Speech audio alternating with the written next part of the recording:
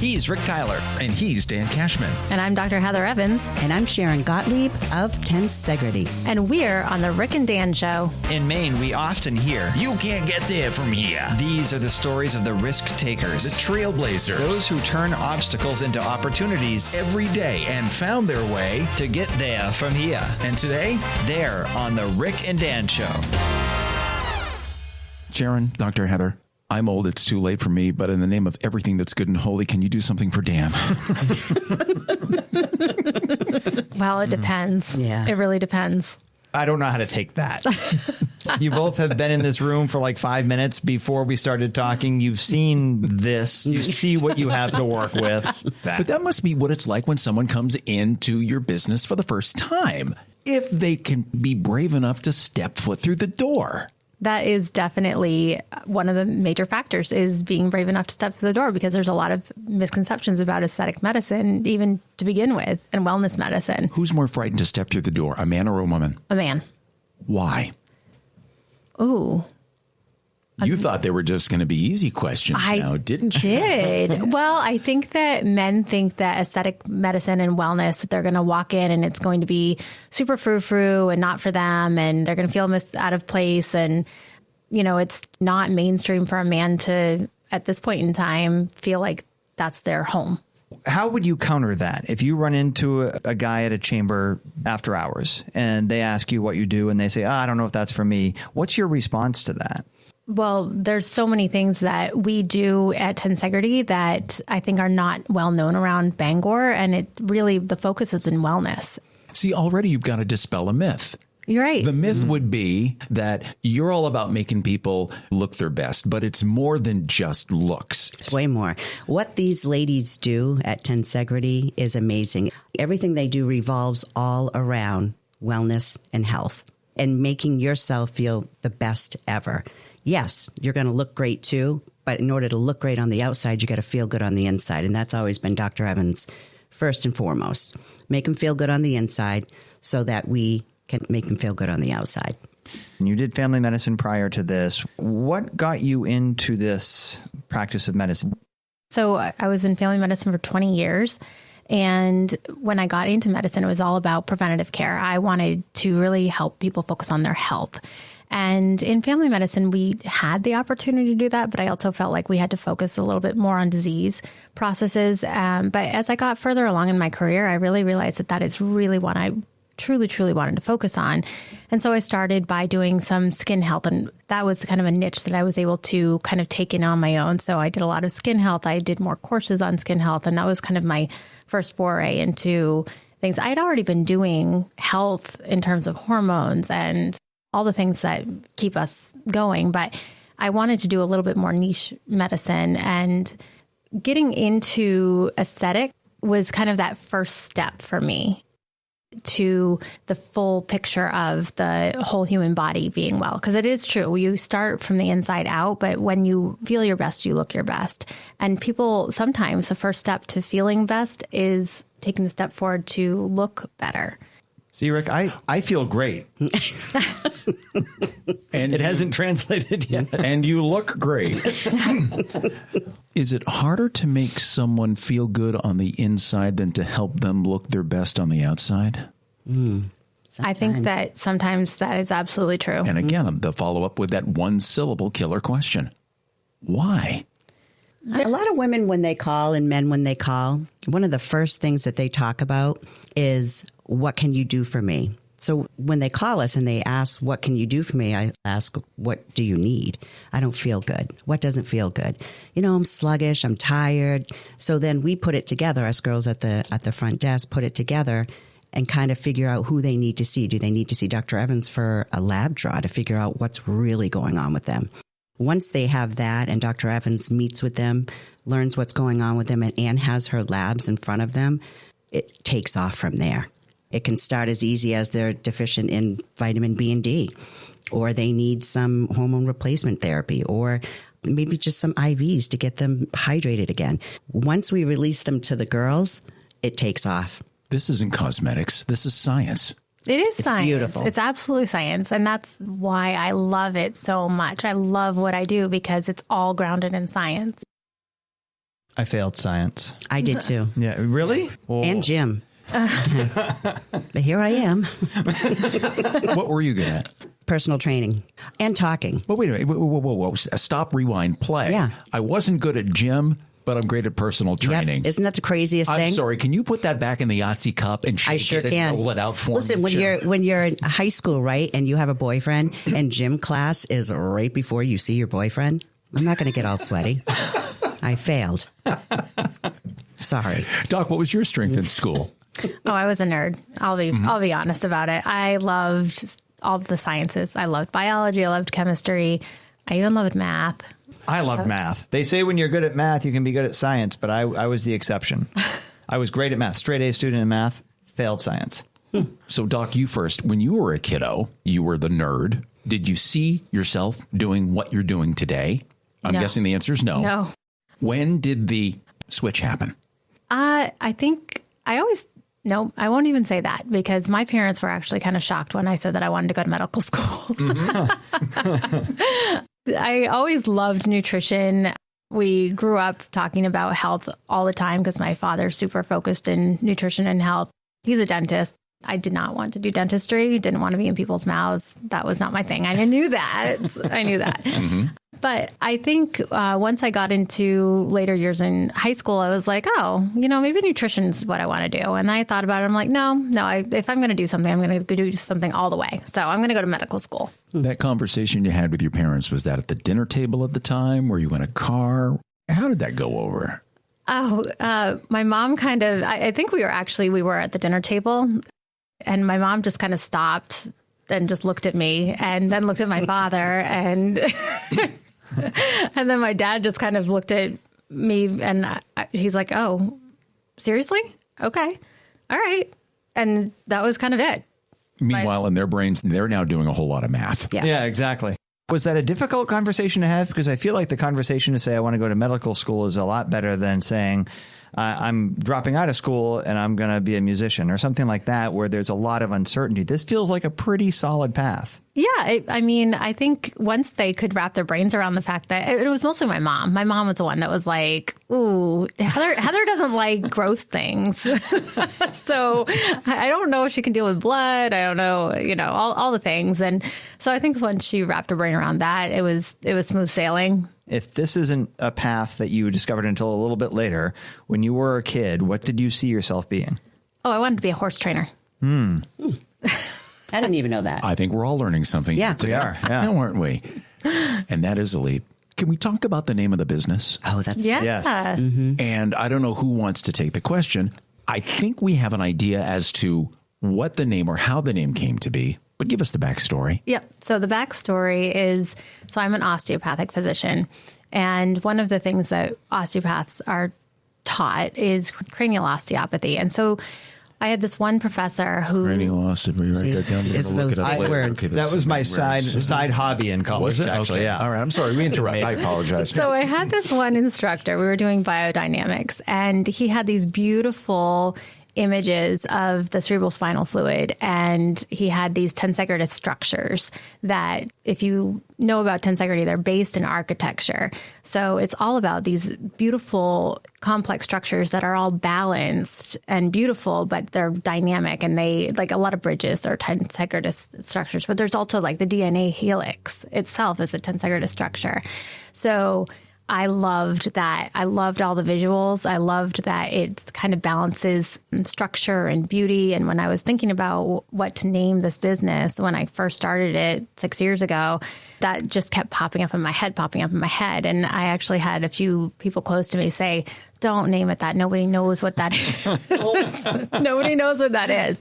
And of course I ignore them, and I named the business Tensegrity Health and Aesthetics. And how many times a week, Sharon, do you have to explain to someone what it means? Let me tell you something right now.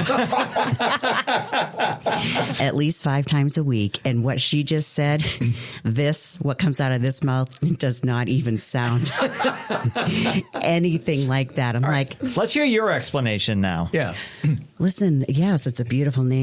Dr. Evans thought of that name herself, and it's just so beautiful. I I love it. She's going to be right with you. Go have a seat over there. Have a seat. Here's the Wi-Fi password. Right. I thought, I was trying to integrity. Yeah. But I was going, what's the 10? And I thought of Bo Derek and a movie. Yeah. That Sharon and I are apparently the only ones in this room, Nate, Walking right out now. of the water. Yes, exactly. With Dudley Moore. Yeah, Ravel's Bolero. Beautiful. Why don't you guys just talk about? Did Sharon and I are going to talk about Okay. ourselves that. now We'll for the rest of have this a Back to the cranial stuff. Love that. So, can we talk about Botox? I would love to talk about Botox. Oh, apparently that's a favorite topic. Oh, Yes, so. It is. Okay. I've never heard anybody say that before, by the way. I love to talk about Botox. I have more than a handful of friends, and there's just an open conversation about it. And they're all gals. So bust this myth for us. Only gals use Botox. Have you not heard of Botox? Whoa. This is a big Again, one. we're learning a lot Yep. today. See, I love talking about Botox. But Absolutely, men use Botox. Oh, Really? absolutely. Yeah. okay, so now, say we walk over to the local grocery store and maybe stand around the produce section for a moment. Oh, look, tomatoes and yams and cucumbers are on sale. And say 10 guys walk by. Out of the 10, how many are doing the Botox? 2. 20%? I would say. That's math right there. I know. 2 out of That's 10. really good. good. Really good. Really? But men don't talk about it because it's not. No, there's no Botox talk. There's no Botox talk. But you know what? There was no women talking. Yeah. Women were not talking about Botox even 5 years ago. It was very hush hush. And now all the women are talking about Botox, even in the gym, right? Mm-hmm. So I think in a few more years, and New England, we're all a little bit behind the times. I think men are probably talking Botox down in Florida, California, maybe even Massachusetts. But Maine, we're all behind the times when it comes to aesthetic procedures and medicine and you know what we'll admit to and what we won't admit. You mentioned Florida and California, and I feel like in my mind, and forgive me, I would associate Botox years ago with Los Angeles and kale. I don't know why, but that's sort of where Kale? kale. Okay. Because so Los Back in the Angeles produce was style here to talk about kale now. not yams. I don't know where you came up with yams, by the way. You looked at me when you said yam too. I don't know what that says. I noticed that as well. Yeah, thank you. Is it more common here in Maine now than it was 10 years ago? Absolutely. And it's more socially acceptable to talk about it now, right? 100%. How does that help in terms of the business model? Botox is kind of one of the things that brings people through the door now, honestly, that everybody's looking for it. And there's so many places popping up here and there that say, oh, well, we do Botox. We're doing Botox in a salon. We're doing Botox in a dental office. We're doing Botox everywhere. And so everybody's doing it. It's very accessible. And even, you know, they talk about now baby Botox. So the 20-year-olds are getting preventative Botox now. And we're doing Botox in the masseters for TMJ. And we're doing Botox for aesthetic and medical treatments. I feel like we have several questions, Okay. but I got to All ask right, about like- Well, go ahead. I got to ask about the TMJ piece. Yeah. So we can inject the masseter muscle and weaken that muscle because that's a giant muscle, obviously, in the jaw that helps. Well, that makes you clench. And so if we can weaken that muscle, then you can't clench as hard. And so the TMJ joint actually has less pressure on it, less inflammation. Again, this is more science than cosmetology than probably most people thought. Absolutely. I'm also familiar with Botox being used to help with migraines.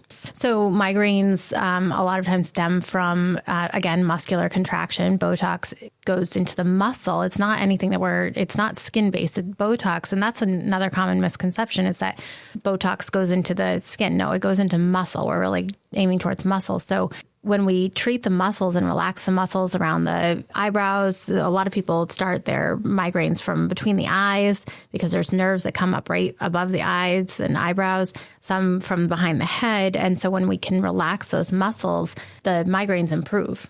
So when my wife keeps complaining and saying, not tonight, I've got a headache. Call Sharon at the front desk, and when can she get in? 2001, it was sudden. Bell's palsy. Yeah.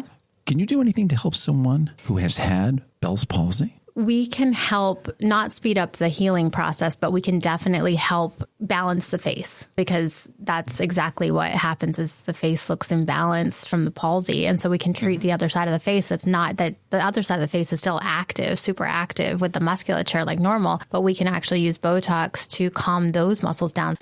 I still have people that talk to me about it because I was on Channel 2 at the time, and you become, suddenly you're the poster child for Bell's palsy, and people start coming up to you again at the produce. By the When you're buying your yams. Yeah. And they say, it hit me 5 years ago, it hit me 7 years ago, it hit me 10 years ago, and I've never fully recovered. And then you look at them and you're like, yeah, I can see it. Would it be worth a phone call to Tensegrity if someone is still dealing with the after effects of Bell's palsy? Yes. Again, talk with Sharon at the front desk. That's right. First, ask about the name of the business. And Absolutely. Let me explain what that means. Mm-hmm. Is there anything you do that can inject a sense of humor into my pal Ric? Ooh, That's Just kidding, that's pal. front desk. We'll move Yeah, along. again. Yeah. no. Do you do laser stuff? We do all the lasers. All the lasers. No, it seems like Botox. It seems like, okay, I'm going to help rejuvenate, give it a look, flatten it out. What are you doing with the giant lasers? Oh, we can do so one of the most, I think, common things that people call for is laser hair removal. So Not a problem here, sister. What else do you want to talk about? Did you do that on purpose? No. well, I mean, Did you put her up to that, Dan? I did, actually. I just texted her, and I was like, talk about hair removal. but we can also get rid of all of the brown spots, red spots, the browns from sun exposure over the years. We can lasers help smooth the skin, help with wrinkles. Okay, I'm going to show you a spot here that just suddenly started to appear on my hand between the forefinger and the thumb. It just came out of nowhere. And then I found myself repositioning my hand when I was in public about that. Mm-hmm. But aging is natural. Why can't people just embrace it and be happy to grow older and be happy with the way they look? I think that for aging, it's very individual. And so I think that some people are very happy embracing every little thing that comes their way. And I think that some people don't want to embrace maybe some of the things that are coming their way with age. And I think there's different ways that we can address those things. And maybe on the outside, they say, you know what, I don't need a laser. I'm going to embrace all these things that came from the sun exposure on my face because I loved being outside in the sun when I was a kid. Mm-hmm. That's fine. But some of the things that you're feeling on the inside, maybe they don't want to deal with. One of the things that we are doing now is hormone replacement therapy. And that is a huge thing that comes with aging. And yes, it's natural. After 30, we start losing our hormones. Every single one of us, men, women, they're just declining. And we feel it. We feel it in our joints. We feel it in our mood. We feel it in our muscles. We feel it everywhere. And for women, it's even more potent. So because we're losing all three of our major hormones, and it does damage. It really does, both physical and psychological. You feel like you're going crazy. But men feel it too. You know what? We have men walking through our doors saying that they are miserable. They don't feel themselves. Their wives think that they're jerks. Their coworkers think that they're jerks. They can't interact with their kids anymore because they have she's such not talking about you. She's talking about coworkers. Since this is an audio medium, not a visual, what the listeners need to see, Ric just patted me on the back in a show of concern. Show support. Support. I think I understand what you're saying in that guys are defined often by their work and their drive. You know, do I need to explain that to you, Dan? No, Say I'm the fine. drive? Thank Okay, you, I'm fine. the work in there. And if I'm wrong, cut me off right now. Nope. Okay. All right. And heaven help you if you get laid off because you are lost. You are untethered. But you can get another job. If you lose your drive as a guy, what do you do? Exactly. So, and that's one of the major things. Again, I did family medicine for 20 years. I heard this day in and day out from both men and women. They didn't feel themselves. They've lost their drive, both men and women. And then I'd have the husband come in one day and the wife come in the other. And they're both saying, oh, yeah. And then literally doing couples therapy. So, well, how many times have we saved a marriage now? Doing hormone replacement therapy. I don't want to show off or anything, but I don't need to brag. quite a few. But in all seriousness, I mean, we joke and say, well, we've saved marriages, but I think if you really polled our patients, 100%, we'd get people saying that it has saved their marriage. They thank us when they walk in. together. Honest to God. Feels like there would be a little bit of a stigma to overcome, too, for a guy coming in and admitting that that's why he's there. How do you get that information out of somebody? Or is it just literally walking through the door is the first step and they're ready to talk at that point about why they're there? Perhaps sodium pentothal. I think a lot of times Or booze. Booze works. Right? I think the major thing is just I don't feel good. I want to know what's wrong with me. And by doing their lab tests, so they don't have to say, hey, I have a low sex drive. Can you see me? That's beside the point, because that's also not the primary thing for testosterone. I know you mentioned that that's one of the primary things for men, but a lot of times it's just that they don't feel good. They're tired all the time. They don't feel, they have no motivation to do anything. They've lost their peak at the gym. Workouts don't mean anything. Sharon, if you say that again, could you not make eye contact with me? Oh, I'm so sorry about that. Okay. They've lost their peak at the gym. And by they, you mean Rick? There are mass market pills for guys, right? Aren't there? But, I've heard but about that's them. not going to change their testosterone levels. It's just going to Going to increase blood flow. Is it snake oil? Which? The stuff that comes up in Dan's social media feed. Doesn't come up in my social media feed. No. Okay. We're going to get in trouble I'm going to write down the name of the. No. Let him sue us. No. All publicity is good publicity. Like the little blue pill, or the. Well, yes, and I've often seen when I look over at Dan. Yeah. There is a That was company. a clothing designed by Kim Kardashian. No, I think there's something else. close. These online companies. Yes, there are these online companies that can destroy this, so no one gets this, so we don't get sued. They will send it right to your door. They will. Oh, jeepers! And you take a couple of these apparently before you want to giddy up go, and you'll be Sharon. You're shaking your head no. I don't know these online things. Well, maybe there is people out there that enjoy doing the online things, so they don't have to walk into a place. The anonymity, I would think, right? would be a driver. Guys are dumb, desperate, and insecure, so they would. But you walk into Tensegrity, you're literally going to see a doctor. It's private, it's confidential, and you know what you're getting and getting ready to put in your body. So you mentioned that people come to you and say they don't feel good. What is the initiator for them to go beyond their primary care physician to come to your space and say, I don't feel good? And what is that process like when they walk through the door?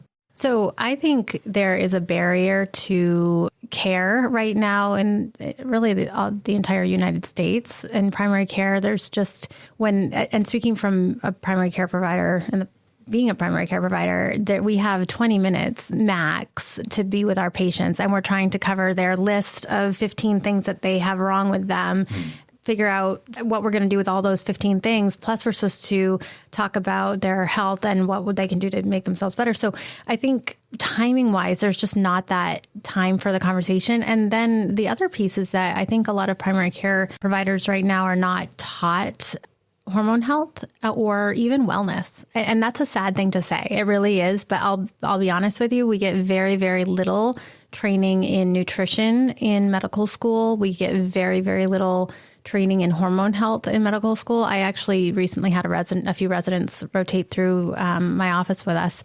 And I asked them specifically about women's health, but it's really the same thing for men's health. And I said, how much did you get in hormone health in medical school and residency so far? And they look at me with like these wide open eyes, like, I think I saw a slide in a lecture. And I'm like, seriously. And these are our upcoming physicians that are going to be giving us this care.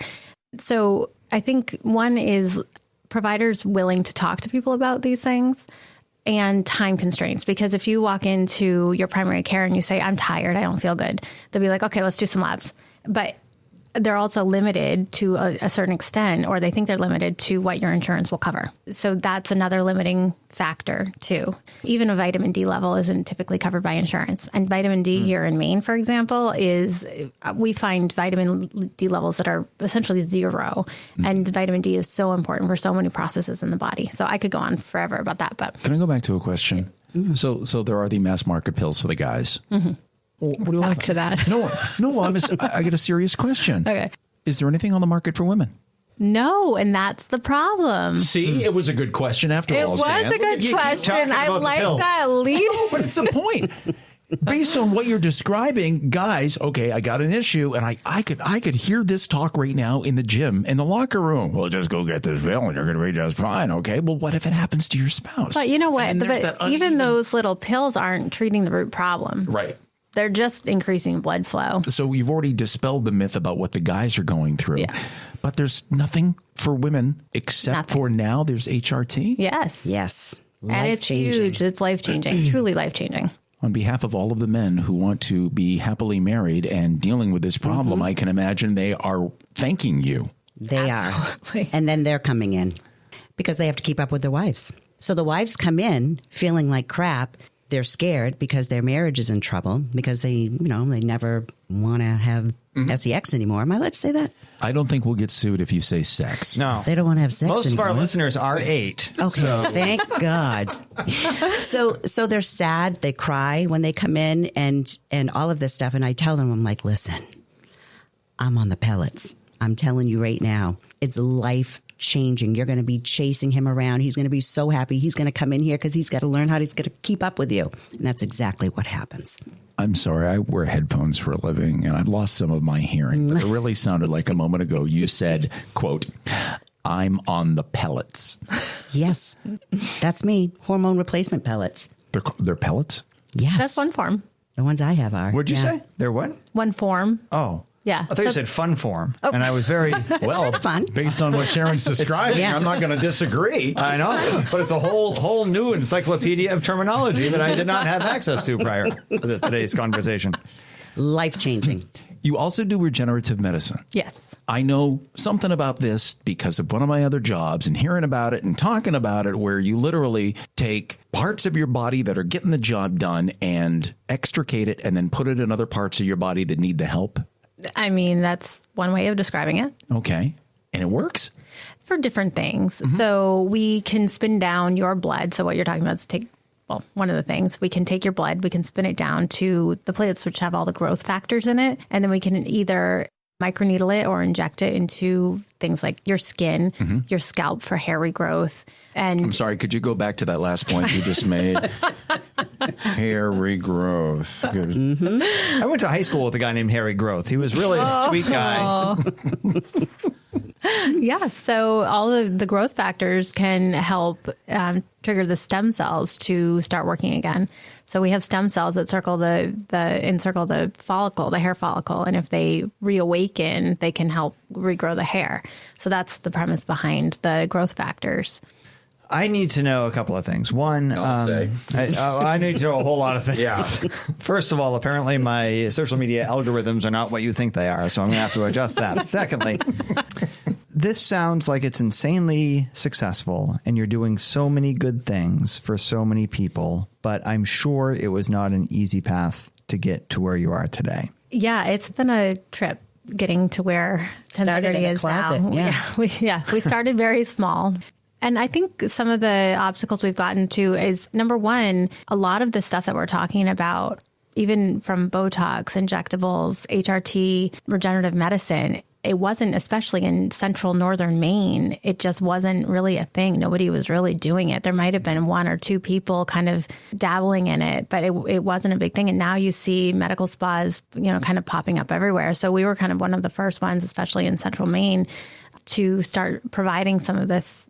So even just getting the word out was a big hurdle, explaining to people what all of these things are, and even being on the forefront of what we can bring to Maine that will help our community. That's a big thing for me, because we may not be the first ones to jump on to some of the crazier things out there in aesthetic and medicine and wellness medicine. There's a lot out there. And Mainers are typically a little bit more, I think the polite word is reserved. Reserved. Yeah. Yes, that's a great word. So Mainers are reserved. They're not going to jump on the first thing. So that's definitely an obstacle that I've come across. But the other thing is that after 20 years of listening to what concern people and what people want or need to feel better, that was a great place to start. I'm very glad that I had that 20 years of primary care medicine, and I still go back to it every single day, because it's, even reading through the blood work, it keeps my brain going a million miles an hour. So it's been good. It's been a challenge. A bold question, and don't have Sharon snap me like a dry twig if I say this wrong.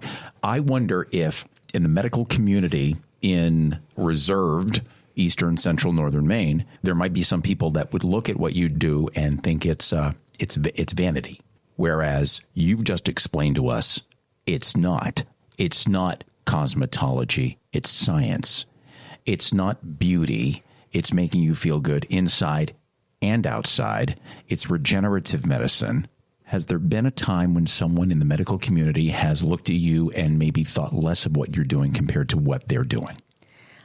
You know, that is a really great question. And it's something when I stepped out of family medicine, it was, I think, my own doubts and my own fear of what my colleagues would think of me for stepping out of traditional medicine and into this world of aesthetic and wellness medicine. And to be honest with you, my colleagues that are around here have been very supportive, which has been amazing. And I haven't had any negative feedback, but again, I root my practice in science and I don't go outside of that. And I would never bring something into my office that is going to harm my clients, my community. At the end of the day, I've been here for a long time and I've built my practice and it's my reputation and they're my clients. So I want every single client of mine to walk out feeling amazing, looking amazing. And again, it's all based in that science and I won't waver from that. Good. This means Sharon's not going to snap me like a twig. That was really good. Because had I asked the wrong question, I was going to be hiding behind Dan. You would have had to have gone through Dan to get to me. It wouldn't take a long time. Okay. Dr. Evans, you've used the word nutrition several times, and we haven't really talked much about that. And your face literally just lit up when I said it. Tell me about your approach to nutrition and what that does for people, but also what some just broad best practices are. Yeah. So I lit up because my college major was nutritional sciences. So that was my start. Before I went to med school, it was nutritional sciences. So, and where did you go to college? Don't go here. Oh wait, I saw this on the website. No, we're not talking about. We're not talking about. No. Go Black Bears. Mental note: edit this out of the podcast. Sorry, she says that she is a Wildcat. Anyway, hold for editing. Yes. I was a wildcat. I am a wildcat, but I love my Maine Black Bears. That piece was really hard for me in college. It was really hard because I'd go to the hockey games. Who do I root for? I don't even know. Oh, I know. The one that's won a national championship at some point, perhaps. Oh, wow. Ouch. Anyway. So I was a nutritional sciences major and it is near and dear to my heart. So nutrition.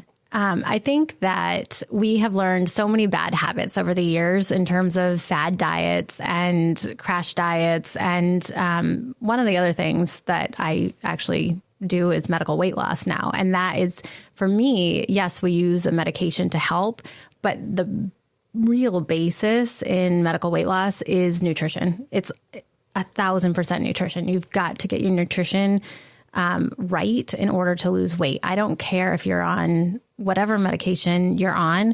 If you don't get your nutrition and the balanced macros right, it's not going to last. It won't. So focusing on protein is, science has proven that we actually do need a significant amount of protein.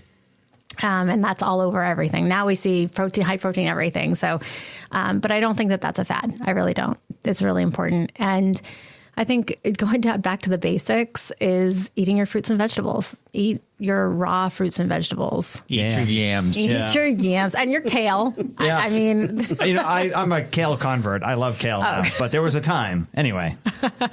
And just get a variety of foods. Don't eat the same food every single day. We need that for our gut microbiome. That's another big thing, is the health of our gut microbiome. So big words again. Here we go. So I know. Yes. Write it down. Are guilty pleasures okay?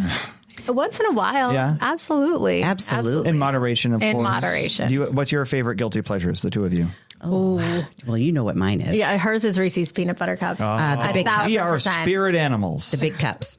Not the king little size. ones. Not the little ones. Oh. Okay. The big demands fat cup. And Doc, what's yours? Skittles.